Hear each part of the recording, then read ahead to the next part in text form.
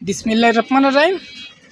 কিছু কিছু কাজ আছে দ্রুত সিদ্ধান্ত নিতে হয়। এই সমস্ত সিদ্ধান্ত সেনাবাহিনী এবং সেনা প্রধান এই সমস্ত দ্রুত সিদ্ধান্ত নেওয়া হচ্ছে খুব ভালো। আর এই সিদ্ধান্তগুলো নিতে হয়, কারণ একটা যুদ্ধক্ষেত্রে গেলে হঠাৎ করেই একটা সিদ্ধান্ত আসে। এই সিদ্ধান্ত নিতে হয় সঠিকভাবে, ন্যায্যভাবে, এটা নিয়ম। একদিন কারা একটা যুদ্ধক্ষেত্রে আল্লাহ নবীজি বলিছে হজরত ওমরকে অমুকরে ধরে নিয়ে আসো। সে বলেছে আমি যাব, ওরে ধরে আনতে গেছি।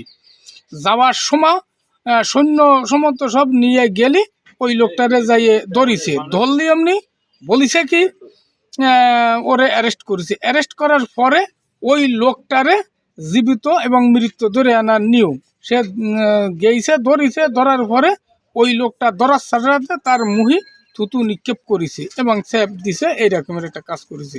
করলে ওই লোকটারে ছেড়ে দিছে।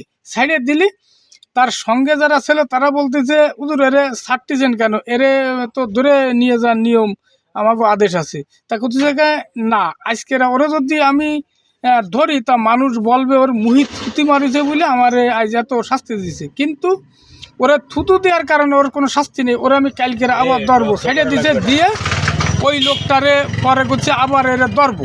তা আজ যদি ওরা ধরে সবাই মানুষ মনে করবে ওরে থুতু দিছে বলে আজকের ওরা এত বড় শাস্তি দিছে, ওর এই অপরাধে মারবো না, ওরা পরের দিন কারা আবারও ধরবো।